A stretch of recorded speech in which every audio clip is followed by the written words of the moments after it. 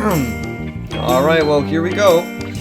Good afternoon, everyone. It's KrebsCOHO here with some Company of Heroes replays. Replay, more like. How are you guys doing? I think we're on replay something 163. I think that sounds a bit accurate. If it's not, then I'm going to shoot myself in the foot. But we're getting to a higher and higher number, aren't we? Anyway, guys, I hope you're all doing very, very well. A few of you have been wondering where the replays have been, and all I have to say to you is, hold your horses! Keep your trousers up. Krebs has a real life as well. I had assessment going on in university, and so I have free time now. I have been uploading live games. You know, I have been uploading those as well, so you can't really say that there's been no Company of Heroes. There has been live games! Watch them! Don't just wait for the replays. Live games are really good as well. But anyway, when I've got some time, I'll do some replays, but I really do enjoy those live games, especially playing games with you guys. Try to keep an eye out for the live streams. I always advertise them on the channel and also on the Facebook page. Anyway, guys, so today we're going to be doing a 2 vs 2 on Rails and Metal. We're going to be looking at good players, as usual. We're going to be looking at 2 Wehrmacht players, one going by the name of LuckySTILET, and the other going by the name of RUKAclMortality. Alright, so that's our Wehrmacht that we're going to be looking at today, and let's head over to their opponents. It's going to be the Brits. We've got 2 Brits, in fact, and they're Polish. They are Polish indeed. If you can tell by the name, I can barely read that. It took me a little bit of time to decipher. It's not like an instant for me.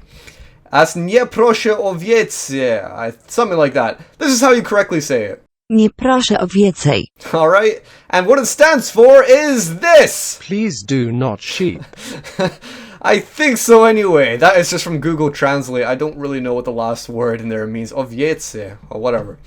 His other partner in crime is going to be DzienMiecza, or like this. DzienMiecza. Alright, and that means this. Day of the Sword. So fair enough. I guess these are pretty decent names. For these players, if you can read them anyway.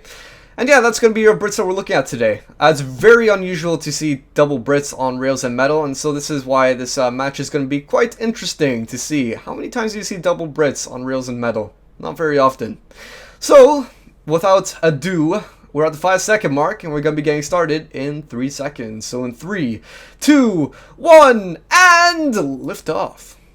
6, 7, 8, 9, and 10, and on we go to another very exciting matchup in the Company of Heroes battlefield. Alright, let's take a look at what's already being built.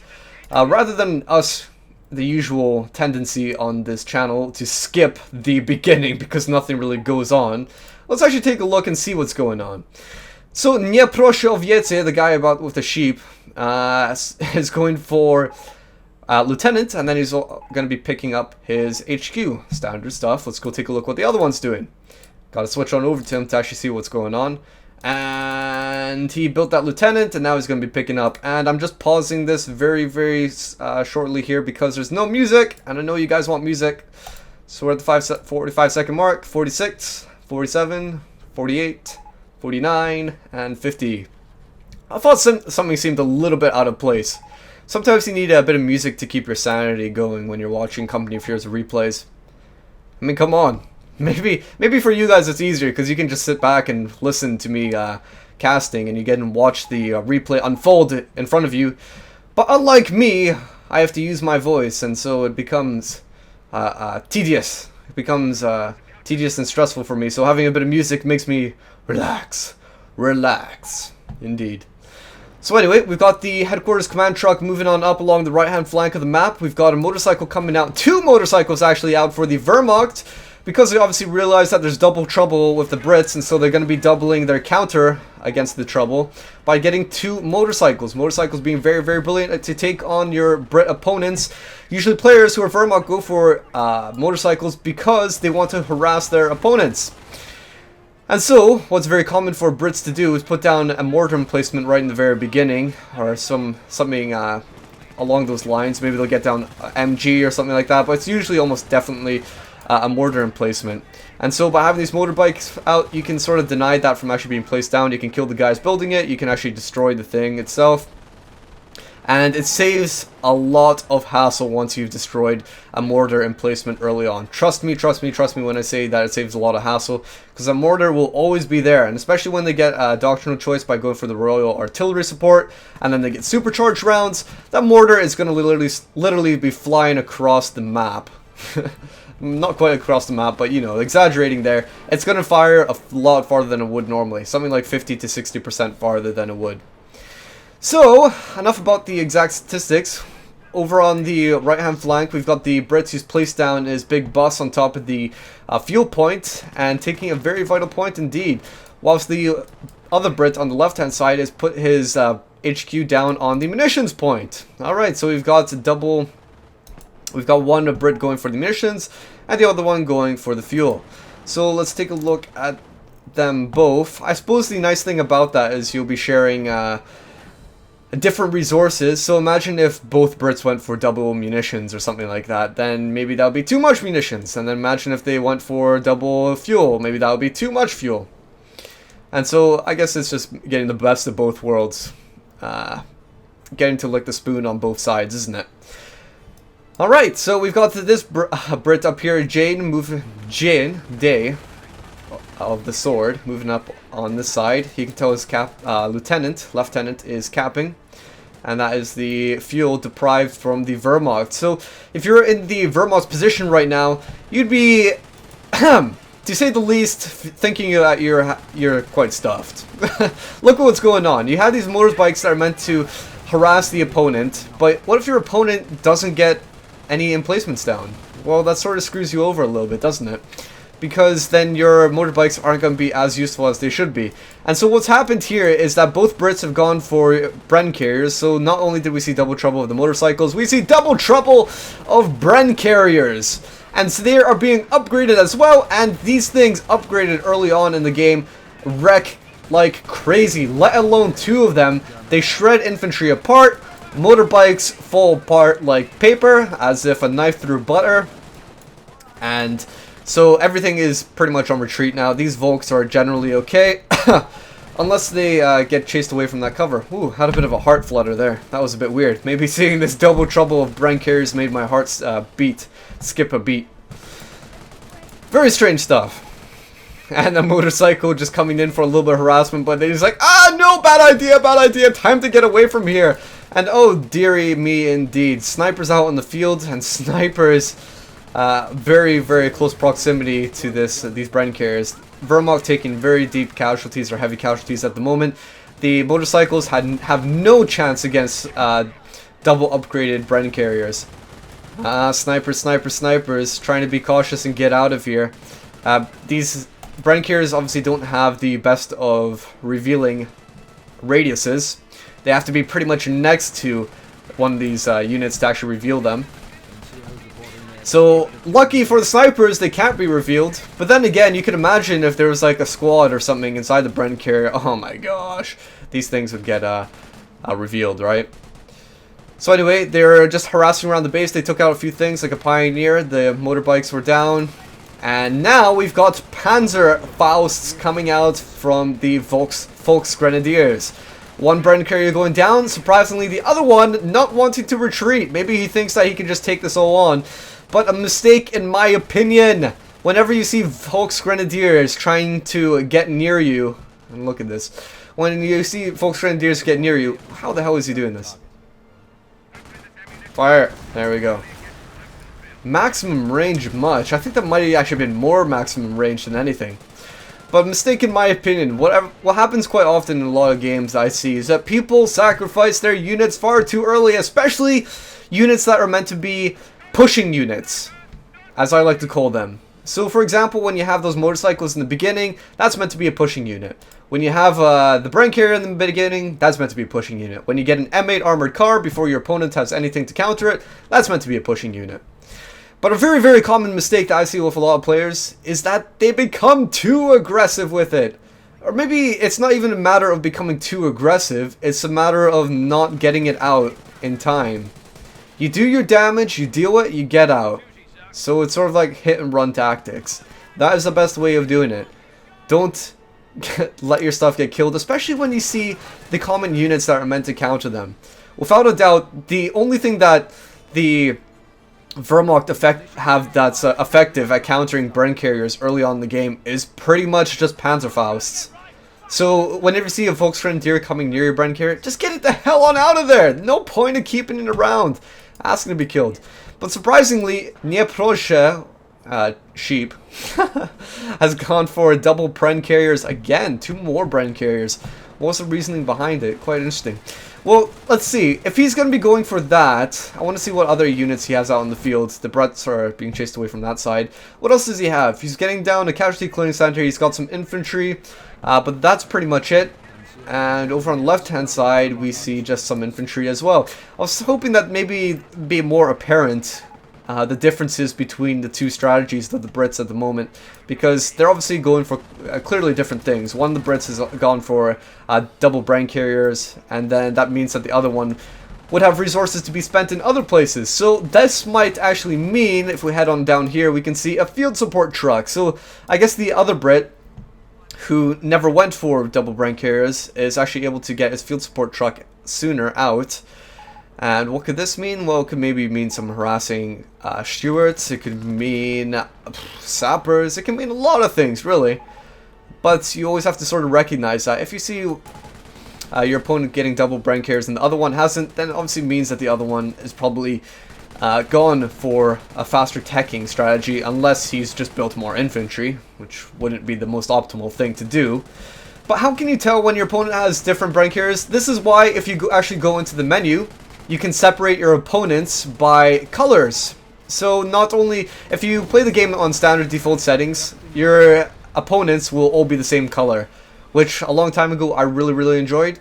But the actual best thing to do is to separate them by color. So every opponent is color coded. You can see on the map, tactical map for example, everyone has their own color. A very useful thing to do, especially when you want to try to see which of your opponents is going for what. Pioneers going down! What the heck was that for? I guess they were just so close to decapping, risking it for a biscuit, but they didn't take the biscuit! They didn't take the biscuit! It wasn't worth it. Let's go take a look at what the Wehrmacht and such and co are up to.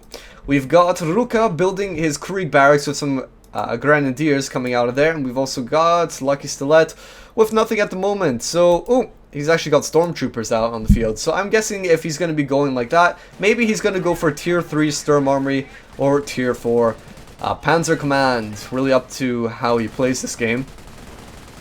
Reason I say that is because stormtroopers, you can almost think of them as if they had the capabilities of T2 Krieg barracks, because they're sort of like grenadiers. You can upgrade them Panzerschrecks, so you don't really need a T2 Krieg barracks anymore, and that's why people tend to skip up to tier 3 and above once they've got stormtroopers out on the field.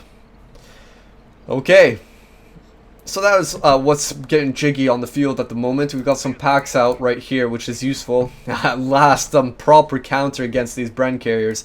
Bren carriers were having a field day not long ago, actually even right up in the doorstep of the Wehrmacht, but not anymore, unfortunately. Those packs are out in the field, so direct counters for them to start flexing their muscles against the Bren carriers. No more of you. We're sick of it. But notice how the Wehrmacht have actually gone for double snipers. We saw that LuckySTILET had double snipers out in the fields. Maybe he recognized that the Brits had so much infantry that, hey, what's one of the best ways to counter it? Well, we're gonna use freaking snipers. MGs, of course, are great, but as soon as the lieutenant gets to Veterancy 1, then he gets Heroic Charge, which kind of negates the point of even having an MG. It just, they can run right past it. And what the hell is LuckySTILET doing it here? That is interesting indeed. I'm not sure if you guys actually saw that. That was a very minute detail right there. But what actually was happening, what he was doing was cloaking on and off his sniper. I've never seen anyone do this, and if I was a noob to the game, I would just totally overlook that. But if anything, the reason he done that he was cloaking and decloaking, decloaking over and on and off, was to simply just avoid actually getting killed. What happens is that obviously when you're cloaked, you don't run, but as long as you're uncloaked, you run. But that very small that very small time between him being cloaked and uncloaked isn't enough time for the opponent to actually target that sniper and get some shots out on him. And so effectively, I guess the sniper can keep on moving at a decently fast pace. I never knew that. That's actually a pretty good idea. That is some micro going into works right there by some of these players here. That is really brilliant. I never even thought of that. But it's funny to see that players actually coming up with these some very small details in the game. Alright, so over on the right hand side, pretty much safe times for the Brits. They're just having their tea and crumpets, nothing to actually offend them, nothing offensive at all. Nothing to push them away, give them a hard day.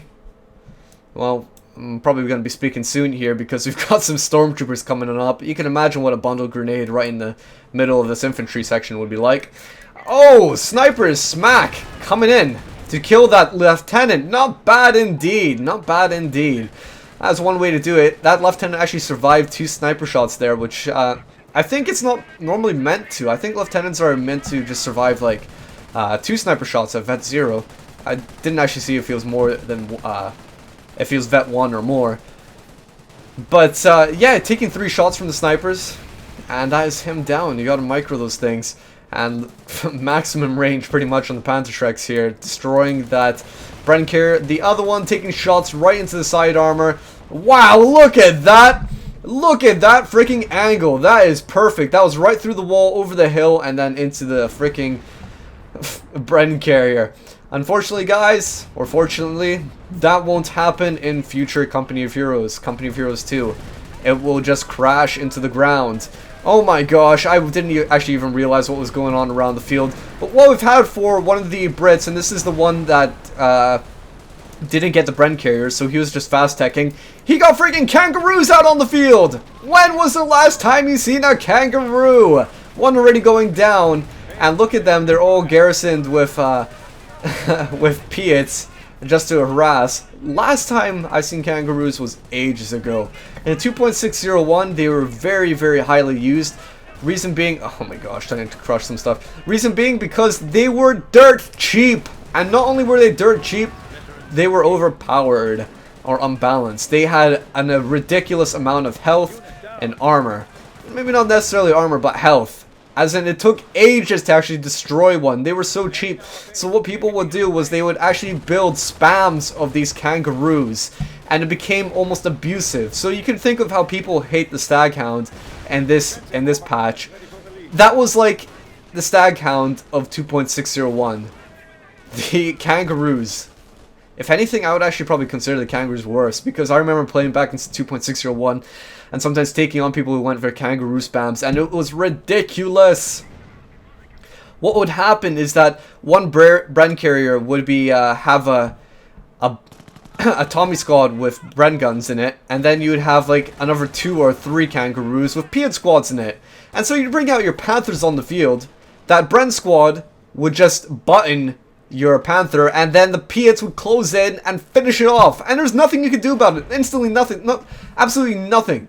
Because your Panther would try to destroy the kangaroo, and maybe it could destroy the kangaroo, but it's no problem, because the guys in the kangaroo can easily get out before it's destroyed. So all you're losing is a kangaroo, which was dirt cheap, and then your guys are still alive, and dishing out damage without taking any damage.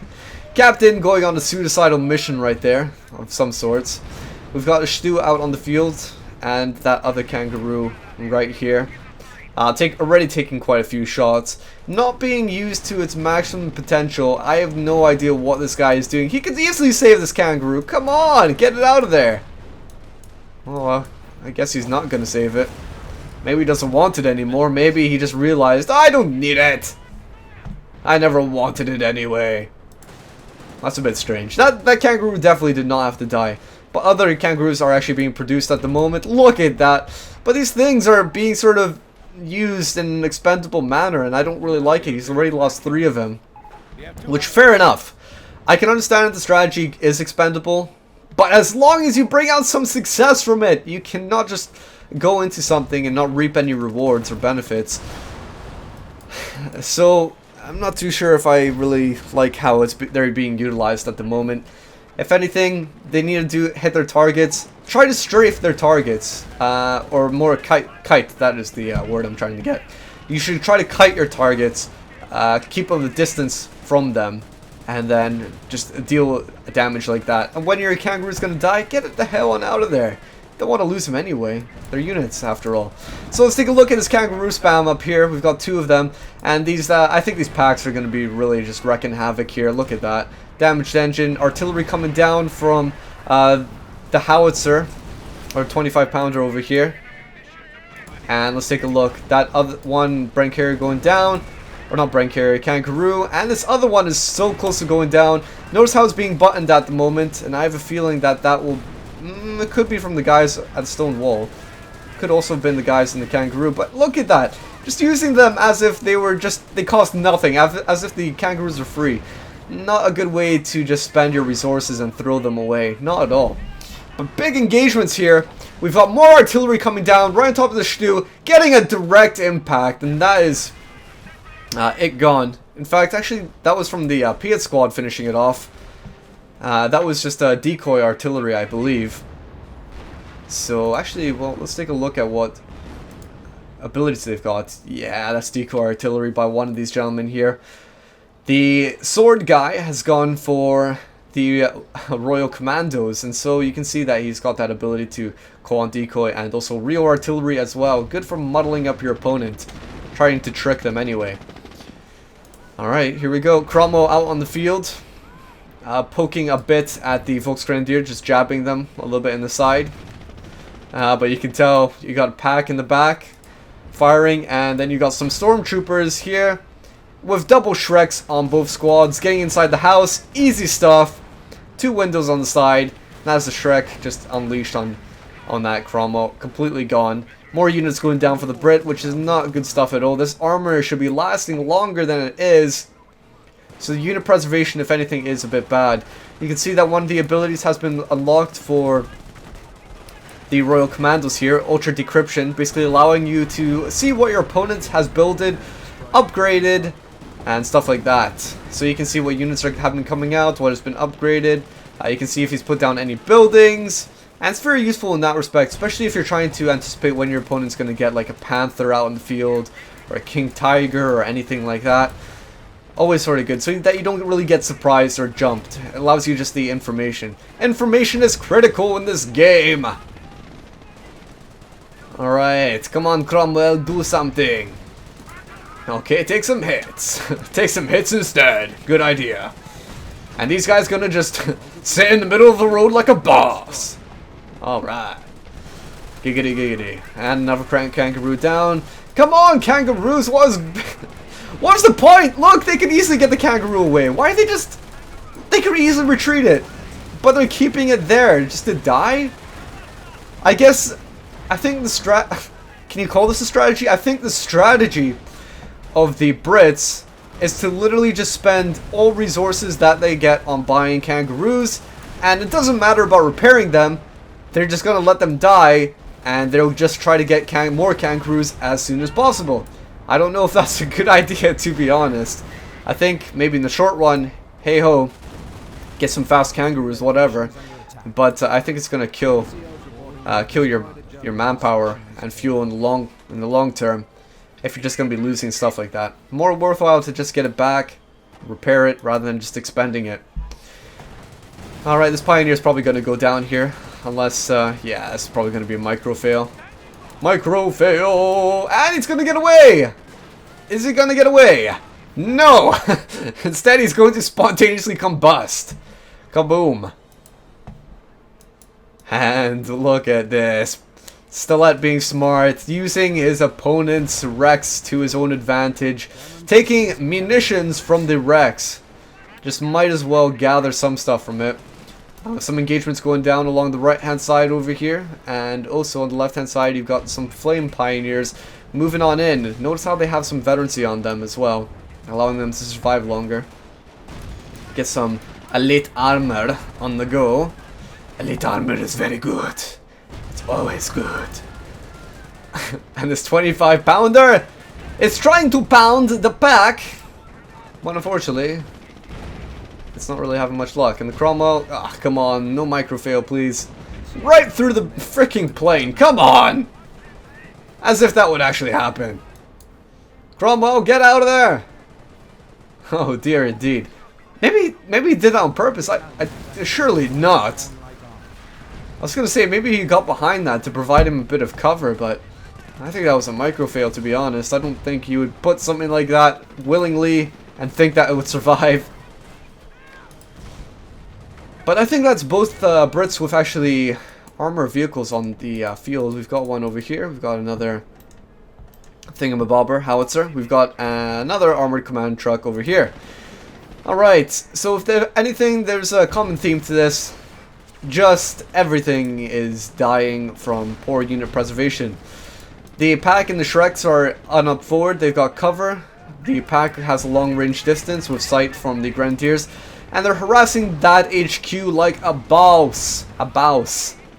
I think if anything, this thing is probably going to be going down in a second.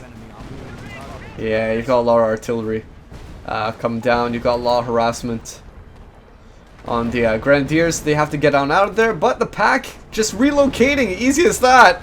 Oh my gosh, please don't tell me this creeping barrage or whatever it is going to be backfiring.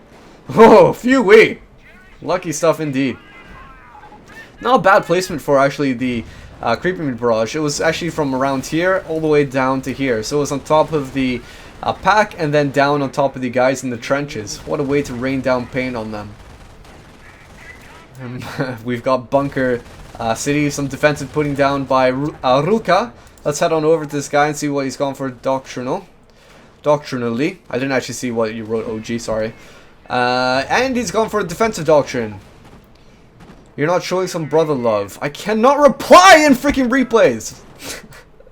Jeez! When will people learn? And over on back, we have that flak. And also the bunker. So just using your benefits of the defensive commander of the Wehrmacht. I'd say, you know, a lot of times people will get a bit confused, like, oh, is the flak actually worth it? It just gets artillery strike, blah, blah, blah. It's just an artillery magnet. What can I do with it? It can be useful in very certain situations. That actually can be quite common. Most common situations and very useful for them is when, say, your opponent is Americans and they go for the armor company doctrine, and then and then they get loads of vehicles, loads of tanks. That flak will become indefinitely useful. Also, like in this situation, when your opponent has gone for a lot of base buildings, then you could always start harassing them from a distance, because maybe it might be difficult to actually get in close there. So pretty much the entire Brit base on the right hand side has been dismantled, allowing the Axis to move on forward. But sneaky stuff from this British player. He is going to be going in to the Wehrmacht base and just harassing in there. And let alone all the guys that must be present inside of these kangaroos. Oh my gosh, this is a lot to deal with. The Wehrmacht have to bring back something to take this stuff on. Notice how some of these guys are still being kept inside the kangaroo. You might as well do it. But because the kangaroo can actually have a larger capacity of guys inside the kangaroo than the ones that are actually being shown to be poking out, then you won't have as many guns firing. And that's why people take out some of their guys from the kangaroos, increase the firepower, whilst there's still the maximum amount of guys poking out the top and firing. Alright, nice stuff, but look at this, destroying the base of the Wehrmacht, the inside out. That is the HQ about to go down here. Wehrmacht need to respond to this right now. Literally right now, or this is going to be big doom for them. LuckySTILET with a mine right here. Why? A mine right in front of his base. I'm actually curious to why he actually put a mine right in front of his base. Maybe he put that down ages ago. Maybe that was in case of any Bren carriers coming in there. Look at this harassment though. Stormtroopers went down. We had the HQ to go down. All the buildings and the Bren carrier, or the bunkers, just about to go down here as well. I'd like to see these kangaroos start getting a little bit more distance. Please don't sacrifice your kangaroos. Please. If anything, I think what might be a better way to go is around and out. I know you have the advantage of taking on stuff like this, but come on.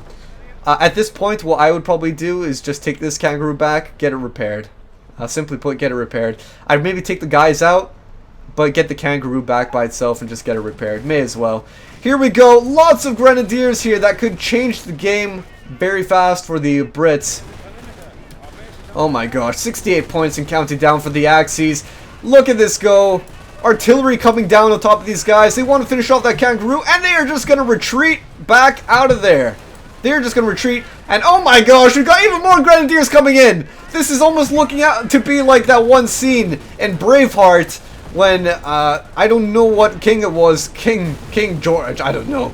But in that one scene where there's a whole bunch of Scotsmen on top of the hill surrounding the English army, that's what it looked like right there. That was a moment from Braveheart.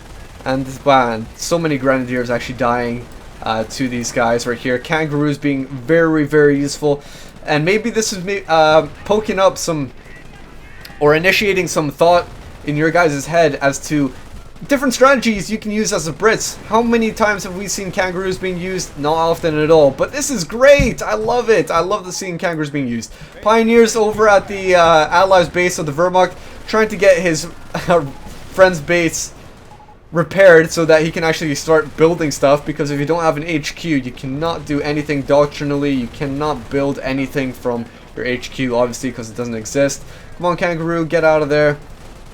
But this is surprisingly, how the hell have the Wehrmacht been able to cap stuff around the field? This is crazy.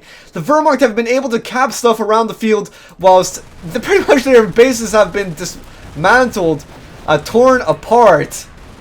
Their bases almost no longer exist. I guess what the Brits want to do now is just destroy all base buildings so that they can get a quick victory. If they can do that, that'd be fantastic.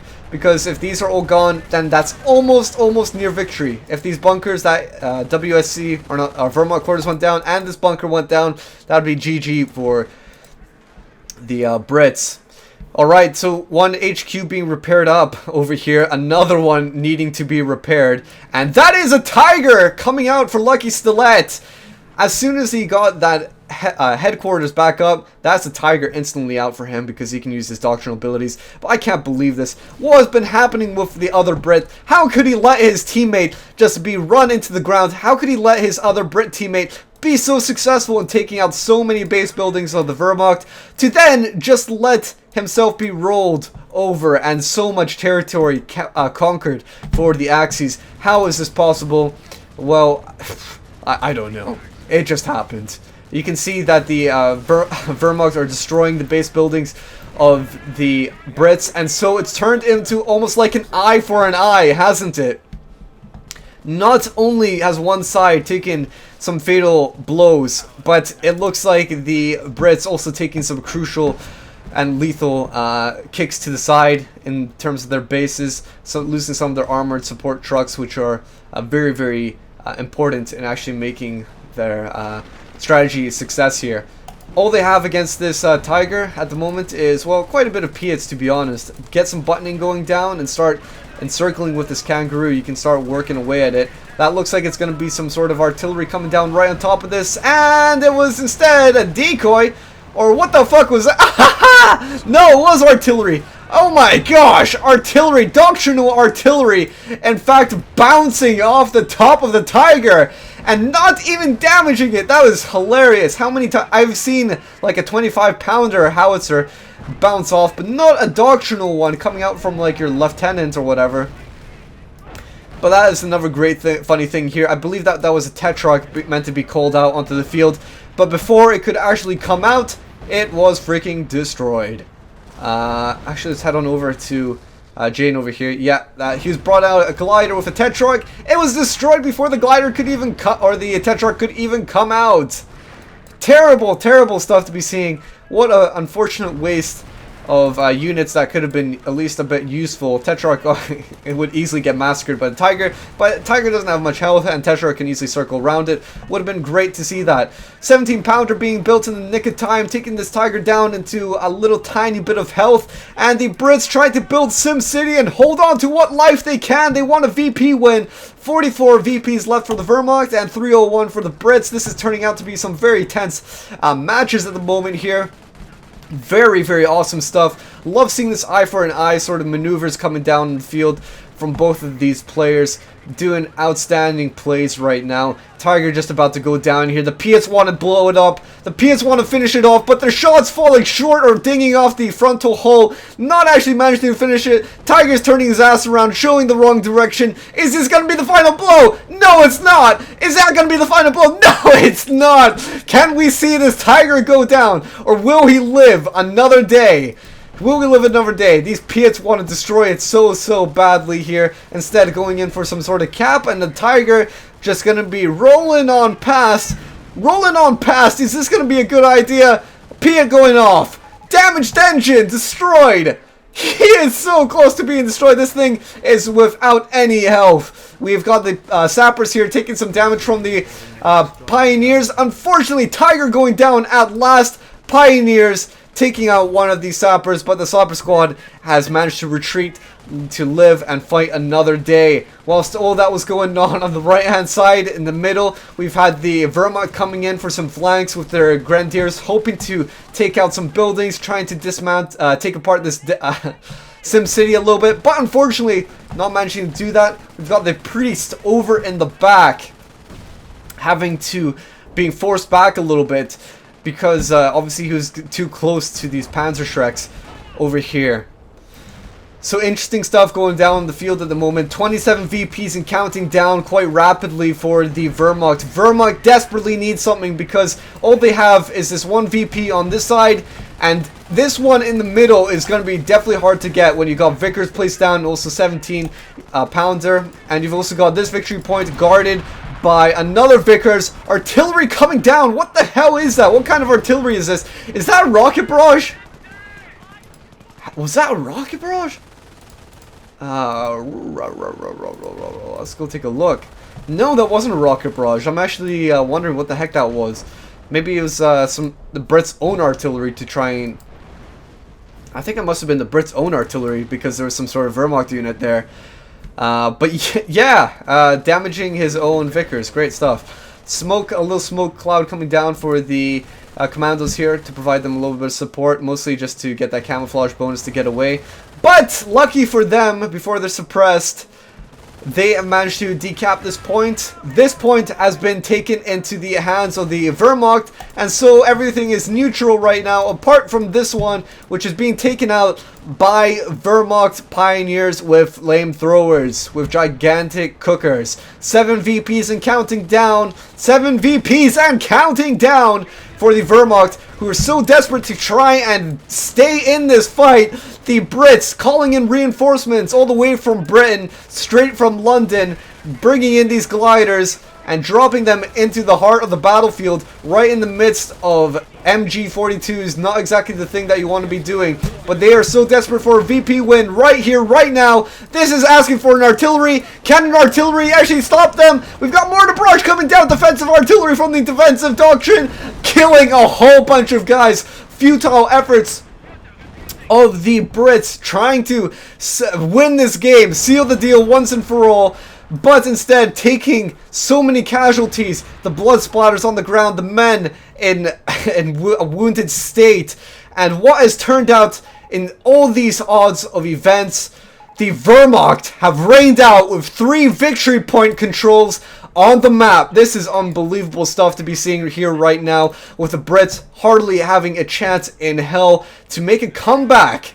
Their units are so weakly numbered. Their bases are damaged, smoldering, the engines on fire, the priests near death and destruction, the chassis waiting to be lonely wrecks on the battlefield.